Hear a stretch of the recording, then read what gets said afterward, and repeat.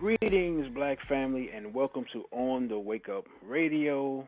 I am your host, DC Radical One, and you have entered the center.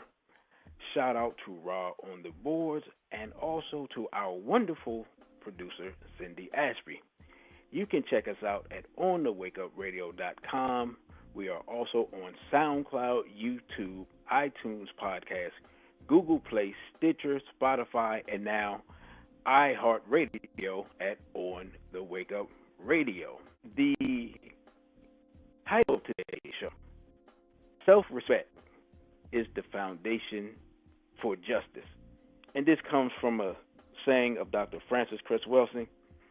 And we're going to look at the Botham Jean case within the context and through the lens of Dr. Welsing and that statement.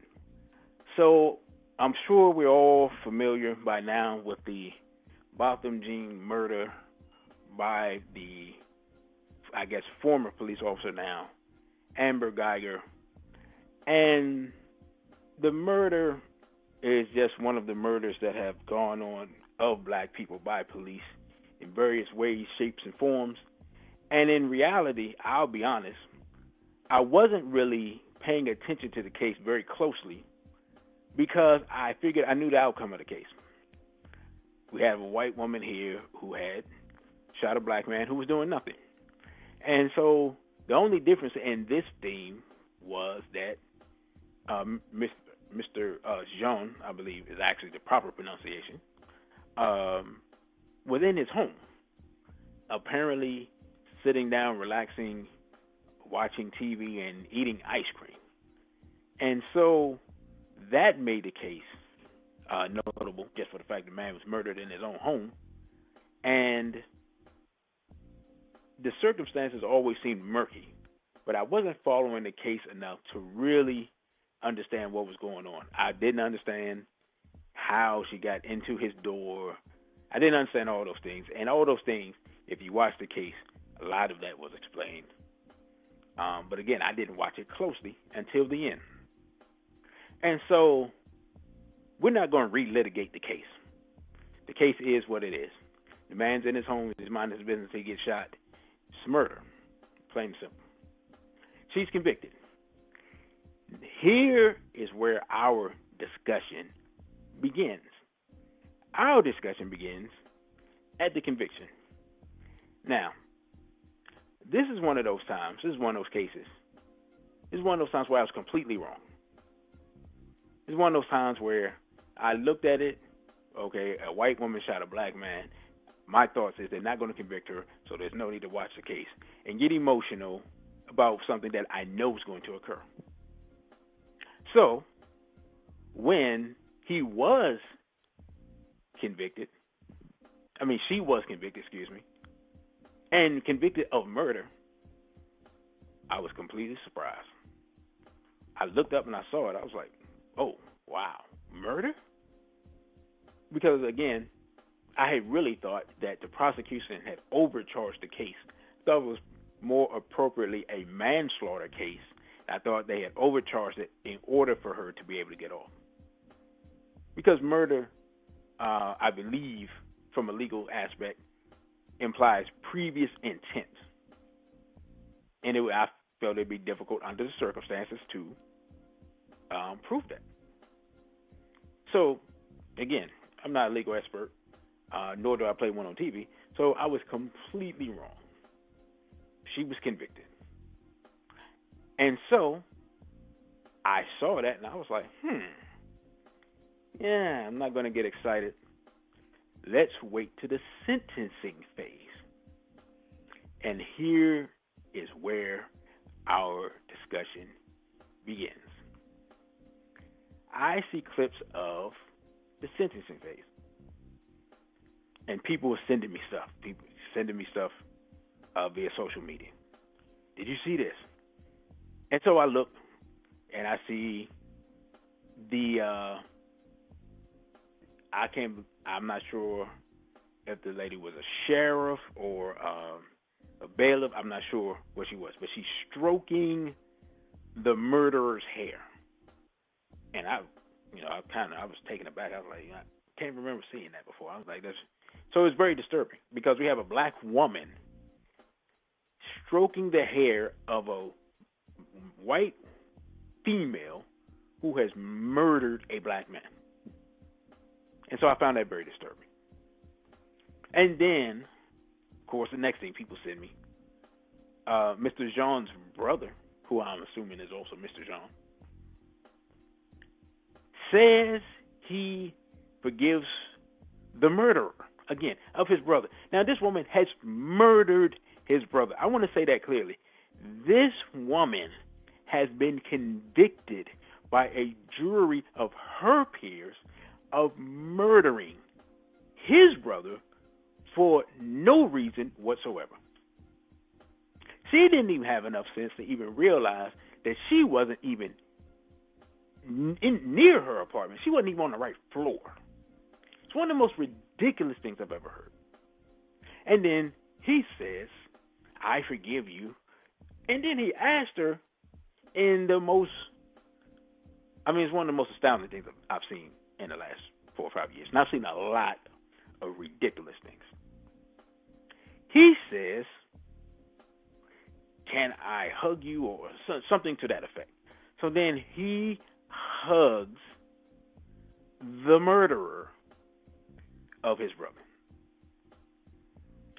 Then I believe the father of Mr. Jean, of both Mr. Johns, who I assume is Mr. John too. I don't really remember because again, I'm looking at their actions. I'm not even really looking at who they are because their actions are showing me who they are. So their names and things aren't relevant. So I'm not trying to be disrespectful, but we're just looking at what's taking place because we're going to look at the psychology of black people. He says something like, I want to get to know you, or something to that effect. Now again, this murderer has slaughtered his son in cold blood for no reason and shot him 2 times, not 1. So it's not like the gun accidentally went off or I was startled and I instinctively fired a shot. Again, the question is, why are you raising your weapon? How do you not know where you are? How do you not know this is not your apartment? How do you even, if there's a TV on and you didn't leave a TV on, how do you not even think, well, hold up, am I in the right place? But with all that being said, that's neither here nor there because we're not relitigating the case because it's ridiculous, but she's been convicted. Nevertheless, the victim's family, all of the males that I saw, all of the males want to have some type of connection with this white female who's, and I'm going to keep stating it, a murderer who has slaughtered their son/brother.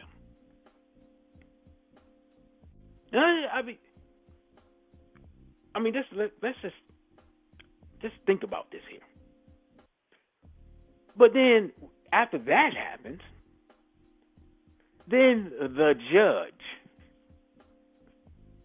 who's a black woman, goes and hugs the murderer. See, this is stuff you can't make up. I would never sit around and be able to,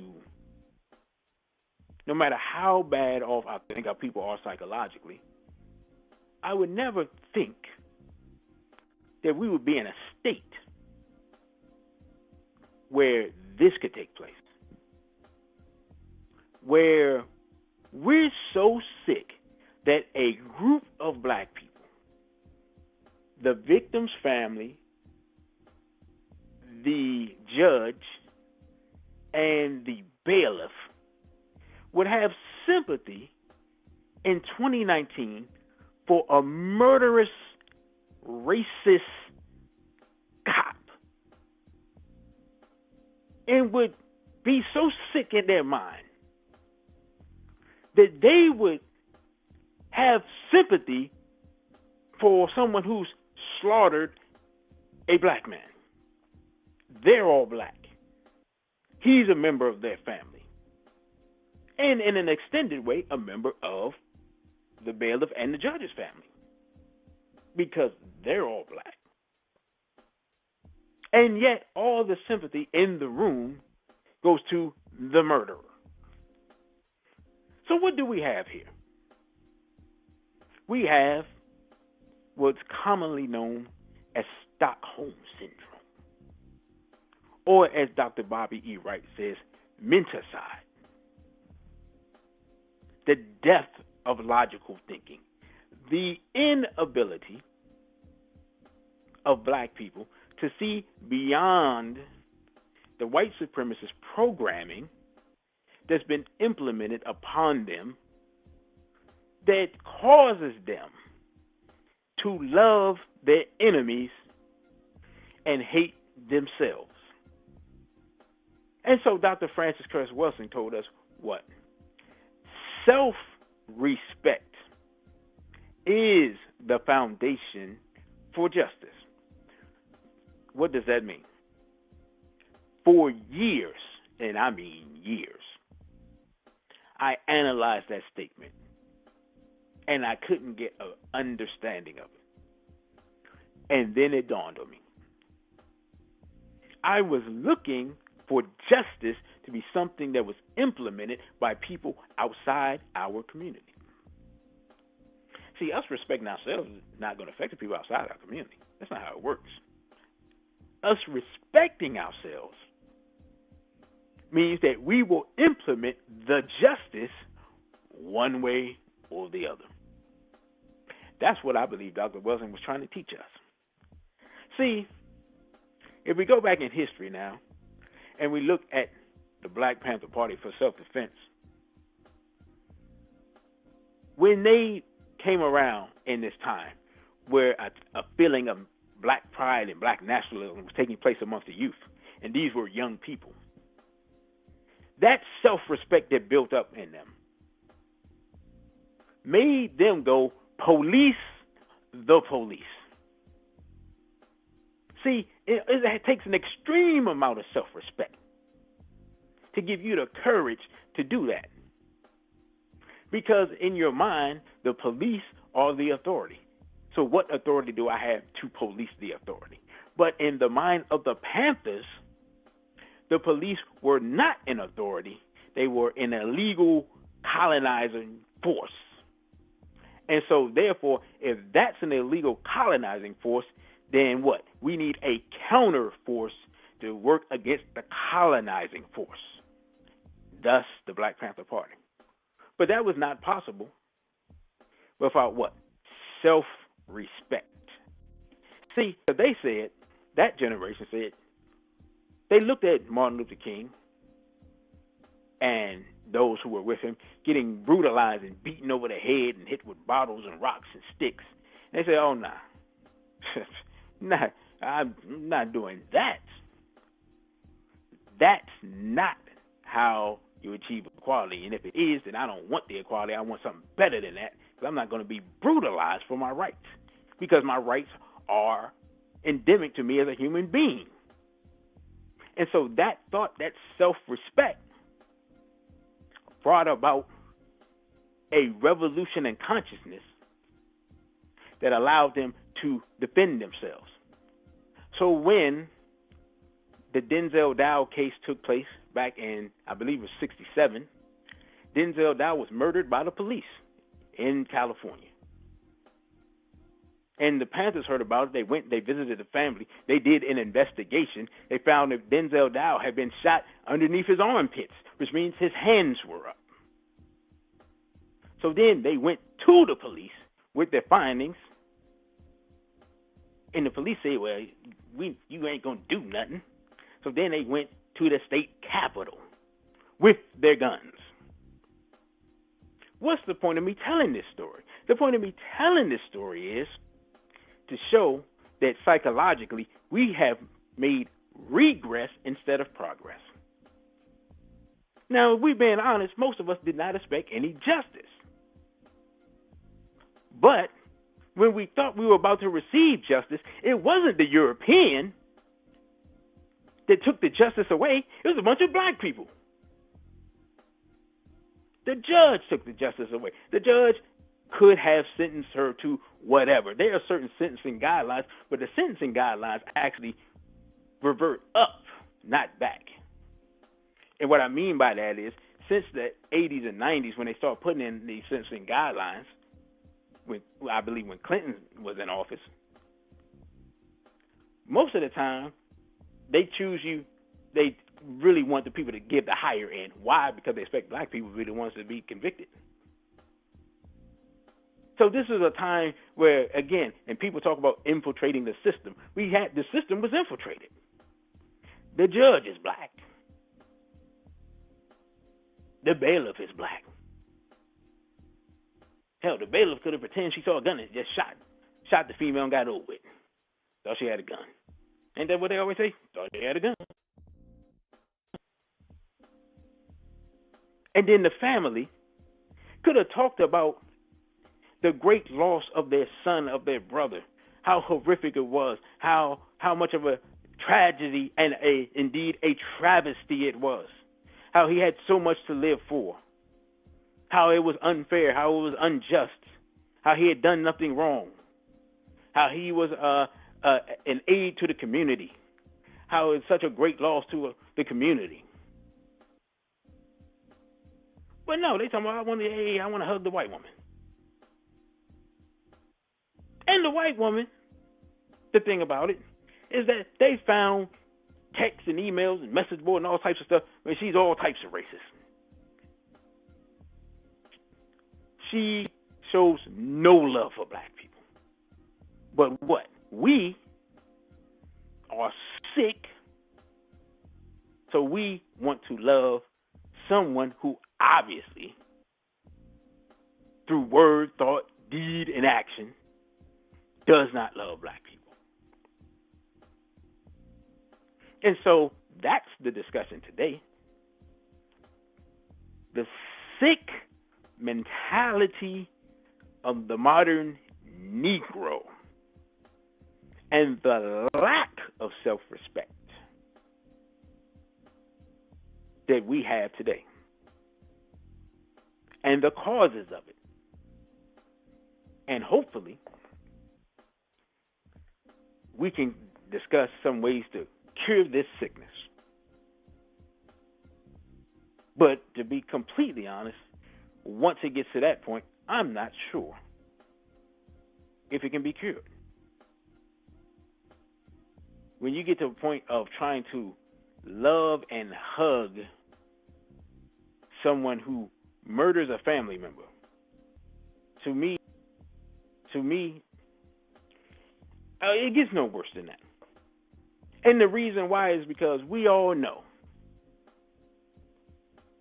that when a black person is murdered by a black person, oftentimes everyone in the neighborhood wants to find the person and kill him. Not only they want to kill them, they want to kill their whole family. There was a case here in D.C. where two groups were warring and one man got shot, and then his people went and found another person's mother and killed their mother in broad daylight.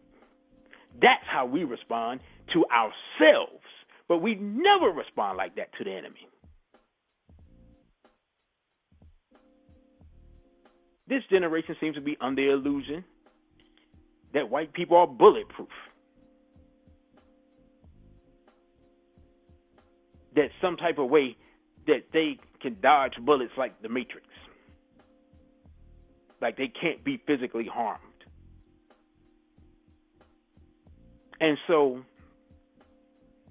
I mean, we're going to get into this a little more, get into the psychology of, and get into what makes this so dangerous. Because the danger is the message it sends to our enemies. Because our enemies see this And then it sends the message that is open season on black people, and there will be no retaliation. And so, with that, brothers and sisters, that's the setup for our show. We're going to take a quick break. The call-in number is 646-547-1305. We're going to take a 5-minute break, and then we'll be back after the break. Greetings, brothers and sisters, and welcome back to On the Wake Up Radio. I am your host, DC Radical One, and you have entered the center. Today we're discussing the topic, self-respect is the foundation for justice. If you would like to call in and join the discussion, the call-in number is 646-547-1305. Again, the number is 646-547-1305. You can call in anytime between now and the end of the show, and which will be in approximately 25 minutes or so. So, we were talking about the change in psychology that took place with groups like the Black Panther Party and how they saw it as their duty to police the police. And between now and then, there has obviously been a shift and a regression in the psychology of black people from a time when freedom and independence and liberation, and even someone like the Reverend Jesse Jackson at that time was talking about its nation time, to a time of where we want to love murderers and hug them and get to know them. And this type of really sick psychosis and mental illness where we seek to love our enemies and we hate ourselves. And I've long said that if we loved ourselves the way we love our enemies and hated our enemies the way we hate ourselves, if we could just accomplish this task, we would be free and on top of the world in one generation. And so that just shows the importance of psychology. And of course, I can pretty much state truthfully that African people, not only here in America but worldwide, are victims of the longest running, and I would dare say most successful, psychological warfare campaign in the history of the world. Because you cannot explain our behavior in any other way other than that we're sick. And not that we're sick of our own volition, but that we've been made sick. We've been made ill. We've been made to hate ourselves. This is not a natural phenomenon. People don't just come out of the womb and hate themselves. People do not just come out the womb and begin to look in the mirror and feel disgust and feel inadequacy and feel like there's something missing. That's not how it works. See, someone has to teach you this, and someone has to make you think that there's something wrong with you as you are. And then again, we're using the teachings of Dr. Frances Cress Welsing, and she said her job is to make black children love themselves as themselves. And that's very important. She didn't say her job is to make black children love themselves as they would like to be, or as they feel like they should be, or they should be after surgery, or they should be after hair weave, or they should be with a pound of makeup on. No, that's not what she said. She said, love themselves as themselves. And this is so important. It's so key, and we don't get it. It's virtually impossible to get a group of people to defend themselves if they don't see themselves as a nation, or they don't see themselves as a collective in any way, shape, or form. And so what happens is, if you don't see yourself as a collective, what happens? You see someone who looks like you, but you don't see that person as being related to you.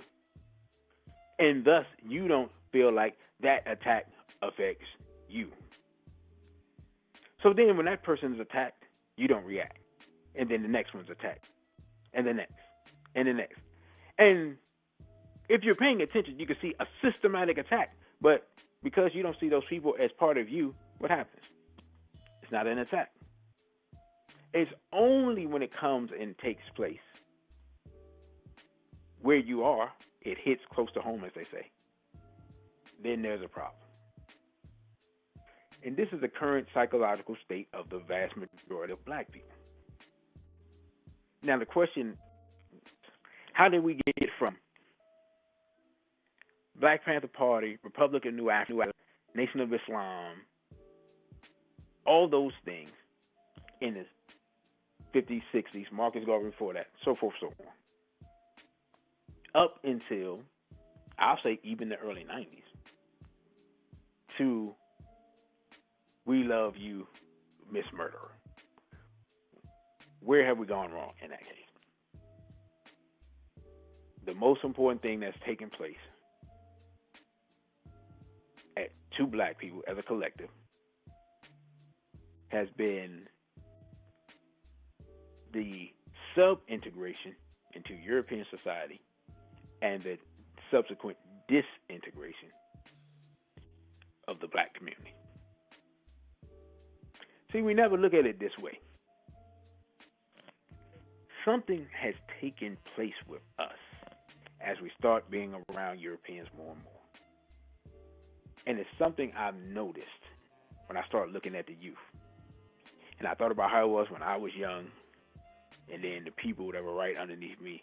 And then I look at the youth now, I was like, oh, I get it. See, before, when I was young, European youth had their culture, black youth had their culture. So, and I went to high school with Europeans. They had their own music. They had their own way of dress. They had their own slang. They had their own way of wearing their hair, all that stuff. We had our own music. They had a lot of heavy metal and grunge. I think that's what they called it back in the day. Those types of music, those genres of music, if you will. And we had our hip hop and R&B and New Jack Swing. And, some other regional music in addition to that. And we didn't interact with them. How can I put it? We didn't socialize with them. We interacted with them because we had to interact with them because they were at the school. But we didn't really socialize with them. You might socialize with them at school, but you weren't bringing them home. They weren't bringing you home. In fact, that was tacitly understood by both groups. And if you didn't think so, call somebody's house and listen to their father tell you, she ain't here. That's it, he's being nice. But the difference is that what? We're on like the third, fourth generation of school integration. So not only are you getting the psychological brainwashing from the TV, but you get used to being around them and used to observing Europeans and used to interacting with Europeans. And then if you're the type of person that doesn't quite fit in with black people, you're not part of the cool crowd, and the Europeans befriend you and take you in, then you become one of those people that becomes a psychological European in melanin. But your mind is European. And as each generation stays integrated, more and more and more of those people are produced, and more of our children. And so now, what you're seeing, like, for example, in hip-hop, you look at hip-hop. Now, more you're in the hip-hop, and then the young black people look like Europeans with the way they dress, the way they wear their hair, the colored hair, the tight clothes, the other aesthetics, which are really aesthetics that I used to see from Europeans. So now activities, the skateboarding and the other things that used to be European things, our young people are into it. And so the line of where there was a delineation of black youth culture and white youth culture has dissolved. And then, but what does that cause, though? That causes a disintegration in the black community, which I've talked about before. Because as you start to see and get involved in the other culture, you lose your culture. And you lose the self-respect for your people. And that causes you to not identify with yourself. And we see it in the way that young black men especially, view black women. And now vice versa. And so we have that divide. And again, so where normally, or at one time, even if black men and black women weren't in perfect harmony, if a black woman was harmed, the men in the community would rally. And the men in the community would want to do something about it. In fact, many fights in the community have been over women, have been over somebody's sister, somebody's daughter, somebody's girl. People have been murdered because of that. I know for a fact. But because our psychology has been reversed and because of the integration, we don't look at our own people as our own people. In addition, we've been listening to and producing self-degrading music for approximately 30 years. We think it doesn't have an effect, but if you go back and listen to the music of the 60s when black people had pride and self-respect and listen to the music now, and you see the different behaviors, you realize that there's an effect there. And so you start combining all of these issues. And before you know it, you're talking about loving and hugging murderers. And you don't even realize how you got there. And I haven't even got to the religious piece yet, which is a whole different piece. The love your enemy and all of that stuff within the religion. So we have all these different aspects of psychological warfare affecting the mind of our people. And then we see the actual manifestation of it in this case, where people are determined to love a murderer without the murderer, and to forgive the murderer without the murderer even asking for any forgiveness. I didn't hear anything about that. I didn't hear her say one time, "I'm sorry." Now, maybe she did and I missed it. But it doesn't, even if she did, it doesn't matter. There's nothing you can do to replace a unique person on the planet. That person is gone forever, which makes the person's life invaluable. And yet we act like the murderer is the victim. And the reason, a lack of self-respect, a lack of self-love, a lack of self-worth, a lack of looking at your enemy as your enemy. See, when you love yourself, somebody punches you in the face, you're like, hey, and you go punch them back. You don't even think about it. You just start swinging. You're like, man, what's wrong with you, cuz? You start swinging. Why? Because you love yourself. You want to defend yourself. When you don't love yourself, you don't want to defend yourself, so you cower in fear. There's nothing to fear once the person has murdered your family member. They've gone to the extreme. At that point, the thought has to be, if you're in your right mind, we all going to die today. Somebody got to die. Somebody got to die.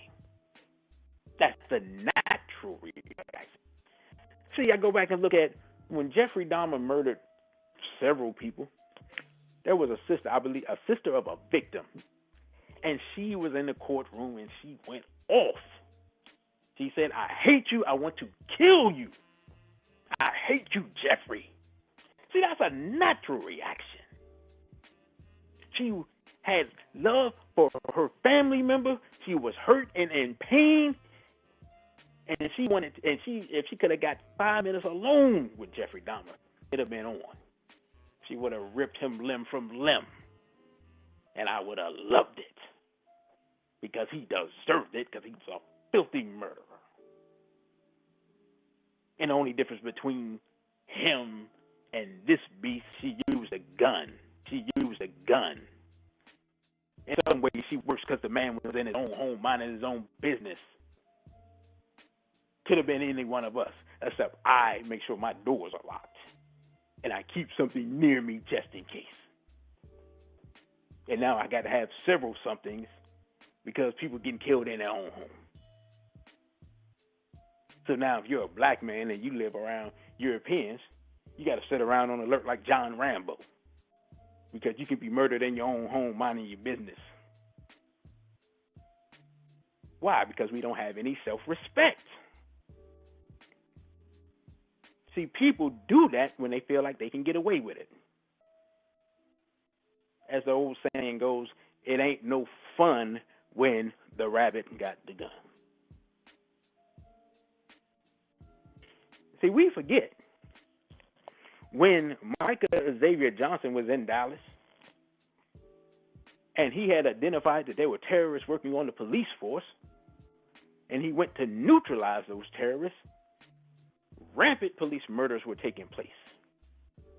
And then when he did that, and then Cosmo September followed behind him, all of a sudden we didn't hear about the murders as much. And then there were other cases that they didn't really advertise where other brothers identified terrorists in their community and neutralized them. And then the police murders kind of calmed down. The rate went down, and then they decided, hey, we're not even going to talk about it as much. Hey, these people are what? Showing self-respect. So, there's one other aspect to this, besides the integration and the psyops. There's one other thing that's taking place that we haven't connected to why we have not resisted and responded in the way that we responded previously. And that is the effeminization of the black male. See, for years, black women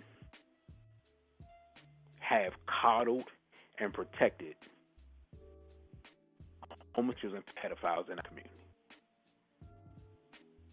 And they have been going through our community, ripping the manhood out of the backsides of our sons. And now we have a generation that doesn't have the same militancy, the same backbone to resist white supremacy. See, this is something the European knows. There's one thing he knows. The European believes in the black Messiah more than black people do. I mean, they actually put it in the government to prevent the rise of the black Messiah. What does that mean? An oppressed people, by nature of their oppression, produce a generation to resist oppression naturally. It's part of human nature. It's against human nature to be oppressed. So oppressed people produce their liberators through the wombs of their women. That's why it's important to get black men to disrespect black women, because the messiahs come through the black woman's womb. And so the European knows this. They've studied us long enough to know this. This is a generational thing. It takes place every generation, and there's a certain amount of time where it takes place, where that generation grows up. But if you can neutralize the masculinity in that generation, you don't have to worry about that generation taking the same struggle up of previous generations. And it started with the removal of the father from the homes in the beginning in, I believe, the 70s and 80s. And then with the feminization aspect of it in the late 90s. Well, before that, the introduction of degeneracy. And now you have a generation that, one, the men don't respect the women don't respect the men, but the women protect the men that want to be women, and the men who don't want to be men opt out of manhood. Some literally opt out of manhood by going to hear the procedure to remove the manhood. And when you have people in that condition, they're ripe for genocide. Because, see, when you have men who are going to be men, and especially men who love their women, which, again, this is the key to liberation. When you have men who want to be men and men who love their women, when something takes place, you're not hugging murderers unless you got a knife in your hand to stab them in the back. That's the nature of manhood. See, when you're a man, what's yours you want to keep and protect. It's your car. It doesn't matter what it is. Oh, your brother got killed. I want to go kill who did it. That's how that. When there's people in our community, that's how we act. We're going to roll on them fools. But when it's the European, because of psychological conditioning, I want to love you. And so, real quick, I want to get into what's dangerous about this is it sets the precedent that even if they murder us in cold blood and don't even have a good excuse, we're going to love them anyway. And other people see this, and they will then act with impunity. And it's already begun because one of the witnesses in the case was murdered last night. Why? Because he stood up as a man and reported what he did with courage, and he felt for the victim. He felt his pain as a black man to the point where he got emotional on the stand, and then someone comes and murders him because they don't feel any retribution from us. Because why? Because we don't have self-respect, which is the foundation for justice. Because if we had self-respect, Michael Xavier Johnson 2.0 would be on the scene, hunting terrorists in Dallas, Texas, who appear to be wearing police uniforms. And so that's all I want to say. We have to reverse the process of self-hate. And if we cannot reverse the process of self-hate in the masses of our people, the people who have not succumbed to it have to come together separate of those other people and leave them where they may.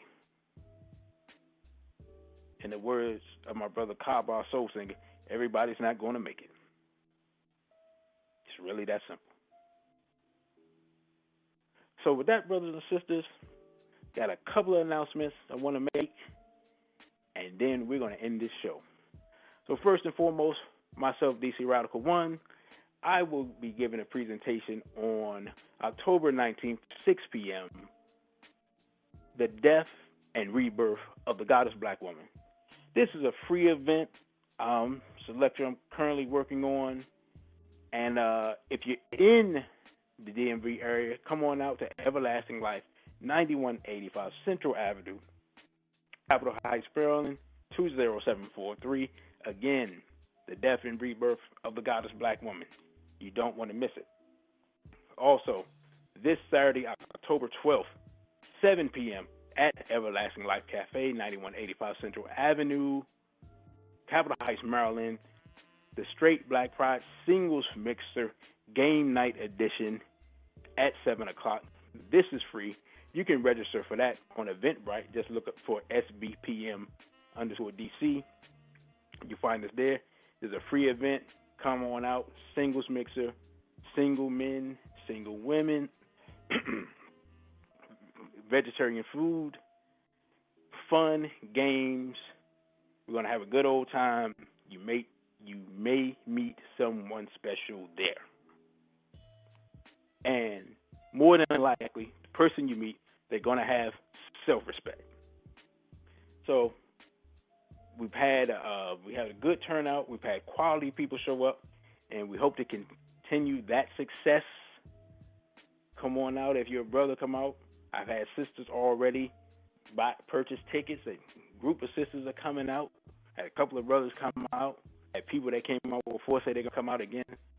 Come out. Good time with us at Everlasting Life Cafe, again, for the Straight Black Pride Singles Mixer. That is this Saturday, again, 7 p.m. This is a free event.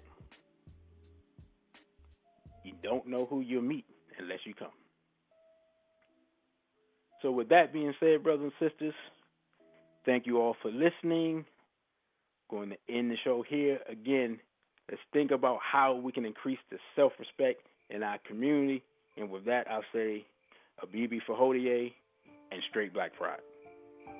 Imperial Media Collective. Cindy Ashby Production. On the wake up.